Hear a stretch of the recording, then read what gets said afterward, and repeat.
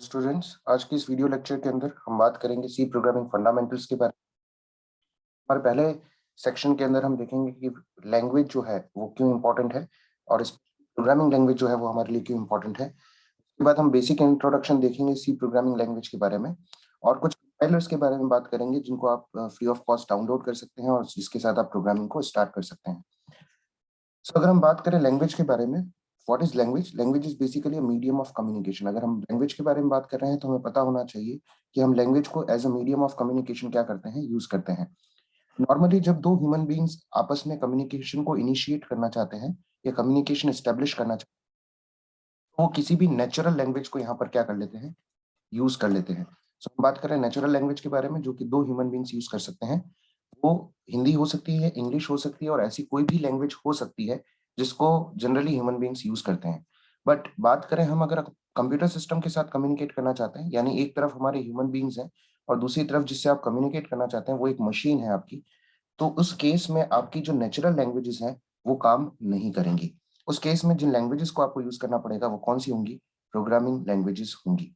इसीलिए हम आज जो सीखना चाह रहे हैं वो सिर्फ इसलिए सीखना चाह रहे हैं ताकि हम कम्युनिकेट कर सके सिस्टम के साथ, right? So programming language is a medium of communication between a human being and a computer system.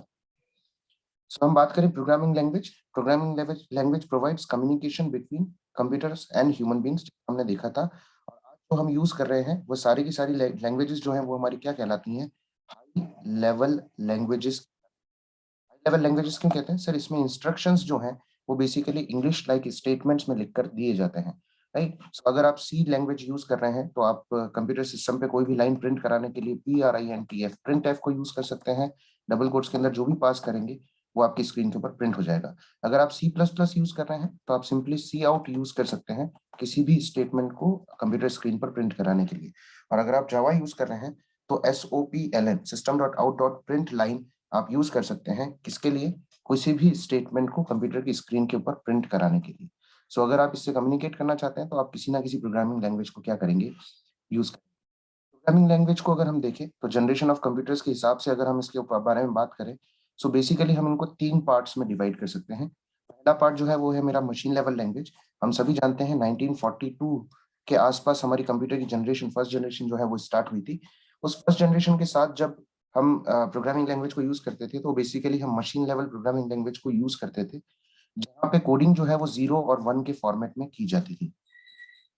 Generally अगर आपको फॉर से एग्जांपल कोई एक्सप्रेशन लिखना है 9 + 5, तो आपको पहले इस लैंग्वेज के अंदर लिखना पड़ेगा ऑपकोड। ऑपकोड का मतलब सर ऑपरेटर के लिए जो बाइनरी कोड लिखा जाता है उसको हम बोलते हैं ऑपकोड। और फिर आपको 9 और 5 की जो बाइनरी है वो यहाँ पर लिखनी पड़ेगी। सो 9 की बाइनरी एंड देन 5 की बाइनरी हमें यहाँ पर लिख के देनी पड़ेगी। सो कंप्यूटर्स जो थे वो कम्युनिकेट करने के लिए इस लैंग्वेज को क्या करते थे? जनरली यूज किया करते थे। नेक्स्ट हम बात करें असेंबली लेवल लैंग्वेज के बारे में। असेंबली लेवल लैंग्वेज जो थे वो हमारे न्यूमोनिक कोड्स को यूज किया करते थे कोड करने के लिए। अब ये न्यूमोनिक कोड्स क्या है? फॉर से एग्जांपल अगर आप एडिशन करना चाहते हैं तो ऐड, सब्ट्रैक्शन करना चाहते हैं तो सब, स्टोर करना चाहते हैं तो str। इन न्यूमोनिक कोड्स को आप क्या कर सकते हैं? यूज कर सकते हैं अगर आपको कोड करना है यूजिंग असेंबली लेवल लैंग्वेज। और हाई लेवल लैंग्वेज जैसा कि आप जानते हैं, these high level languages are very close to natural languages.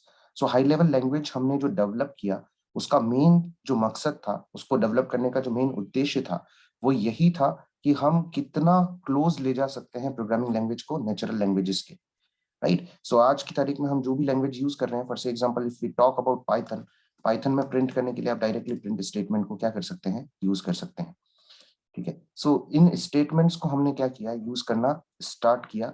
हमने कोशिश की कि हम प्रोग्रामिंग लैंग्वेज को जितना क्लोज हो सके नेचुरल लैंग्वेज के लेकर जाए। बट इनके साथ कुछ कॉम्प्लिकेशंस भी आए हमारे पास। जैसे अगर हम बात करें असेंबली या हाई लेवल लैंग्वेज के बारे में, तो यहाँ पे असेंबली लेवल लैंग्वेज में जहां आप न्यूमोनिक कोड्स को यूज कर रहे हैं और हाई लेवल लैंग्वेज में आप इंग्लिश लाइक स्टेटमेंट्स को यूज कर रहे हैं, बट कंप्यूटर सिस्टम जो है वो क्या समझता है? केवल और केवल 0 1 इंस्ट्रक्शंस को क्या। अगर हम बात करें 21st सेंचुरी के सिस्टम के बारे में भी, तो वो केवल और केवल क्या समझता है सर? 0 1 के में दिए गए इंस्ट्रक्शंस को ही कंप्यूटर सिस्टम क्या करता है? समझता है। सो अगर ये सिर्फ 0 1 समझता है तो हमें क्या करना पड़ेगा सर? हमें असेंबली लेवल लैंग्वेज को और हाई लेवल लैंग्वेज को 0 1 के फॉर्मेट में क्या करना पड़ेगा? कन्वर्ट करना पड़ेगा। इसका मतलब सर हमें यहाँ पे जरूरत है किसकी? ट्रांसलेटर्स की। ट्रांसलेटर्स कौन होते हैं? जो एक लैंग्वेज को दूसरी लैंग्वेज में कन्वर्ट करते हैं। बात करें असेंबली लेवल लैंग्वेज की, ऐसे ट्रांसलेटर जो असेंबली लेवल लैंग्वेज को लो लेवल लैंग्वेज या मशीन लेवल लैंग्वेज में कन्वर्ट करते हैं, वह सारे क्या कहलाते हैं? हमारे असेंबलर कहलाते हैं। सो असेंबलर वो ट्रांसलेटर है जो कि असेंबली लेवल लैंग्वेज को लो लेवल लैंग्वेज में क्या करता है? कन्वर्ट करता है। इसी तरीके से वह ट्रांसलेटर जो हाई लेवल लैंग्वेज को लो लेवल लैंग्वेज में कन्वर्ट करते हैं, वह कहलाते हैं हमारे कंपाइलर और इंटरप्रेटर। ये दो ट्रांसलेटर्स या ये दो सॉफ्टवेयर हमारे पास हैं। इनको सिस्टम सॉफ्टवेयर बोलते हैं because they are very close to hardware. So ये दो जो कन्वर्टर्स हैं, जो दो ट्रांसलेटर्स हैं, वो बेसिकली हाई लेवल लैंग्वेज को इसमें कन्वर्ट कर देते हैं, लो लेवल लैंग्वेज में कन्वर्ट कर देते हैं। सो सारी कॉम्प्लिकेशंस हमने किसको दे दी है? ट्रांसलेटर्स को दे दी है। ट्रांसलेटर्स जो होंगे वो कन्वर्ट करने का काम करेंगे बेसिकली। बात करें हम एग्जीक्यूशन ऑफ सी प्रोग्राम की, तो जब भी आप कोई कोड मशीन को लिख करके देते हैं, फॉर से एग्जांपल आपने कोई कोड लिखा है फर्स्ट नाम से, तो फर्स्ट डॉट सी उसका क्या होगा? नाम होगा। Dot C extension basically C programming file का लिखा सीपीपी लिखा जाता है सी प्लस प्लस के लिए। तो अभी फॉर से एग्जांपल, इस एग्जांपल के तौर पे देखें तो हेलो डॉट सी मैंने लिखा है, जिसको मैं क्या कहूंगा? Source code. Source code basically वो कोड होता है जो कि प्रोग्रामिंग लैंग्वेज के अंदर लिखा जाता है। ये कोड कंपाइल करने के लिए मैं किसको दूंगा? कंपाइलर को दूंगा, राइट। सो कंपाइलर्स को हम यहाँ पर क्या कर रहे हैं? यूज कर रहे हैं। कंपाइलर इसको hello dot object code dot OBJ code में क्या करेगा? कन्वर्ट करेगा। इस फाइल को हम क्या कहते हैं? ऑब्जेक्ट कोड बोलते हैं।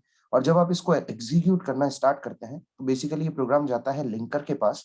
लिंकर जितनी भी लाइब्रेरी फाइल्स की रिक्वायरमेंट इस प्रोग्राम को है, फॉर से एग्जांपल अगर हम बात करें सिंपल से एक सी प्रोग्राम के बारे में, तो यहाँ पर आपने स्टेटमेंट यूज किया होगा फॉर से एग्जांपल प्रिंट एफ, और सपोज आपने यूज किया है hello world. So hello world program के साथ आपने क्या यूज किया है? प्रिंट एफ स्टेटमेंट को यूज किया है। यह प्रिंट एफ स्टेटमेंट जो फंक्शन है, ये कहाँ डिफाइन किया गया है? सर ये लाइब्रेरी फाइल्स के अंदर डिफाइन किया गया है। सो अगर आपको इसको एग्जीक्यूट कराना है तो इसके साथ आपको लाइब्रेरी फाइल्स को अटैच करना पड़ेगा।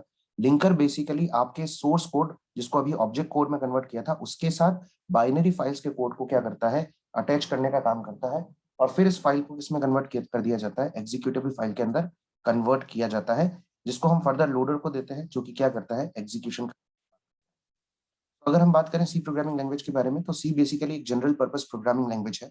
जब हम बात करते हैं जनरल पर्पस प्रोग्रामिंग लैंग्वेज के बारे में, इसका मतलब ये है कि इस लैंग्वेज को कई तरीके से यूज किया जा सकता है। आप इसको सॉफ्टवेयर डेवलपमेंट के लिए यूज कर सकते हैं।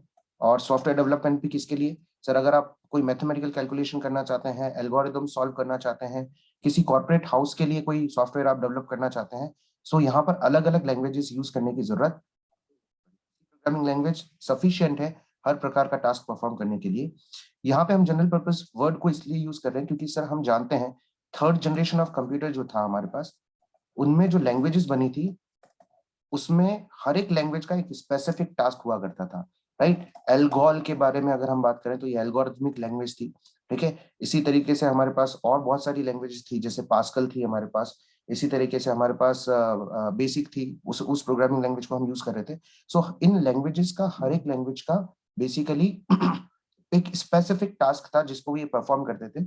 यहाँ पर जब हमने सी प्रोग्रामिंग लैंग्वेज को यूज किया, तो इनके अंदर हमने लाइब्रेरीज वगैरह को यूज किया जो कि हर टास्क को परफॉर्म करने में क्या है? कैपेबल है। इसलिए ये एक जनरल पर्पस प्रोग्रामिंग लैंग्वेज के तौर पर इस्टेब्लिश की गई। C was developed by Bell Labs by Dennis Ritchie in 1972। 1972 में हमने बेसिकली सी प्रोग्रामिंग लैंग्वेज को डेवलप किया था।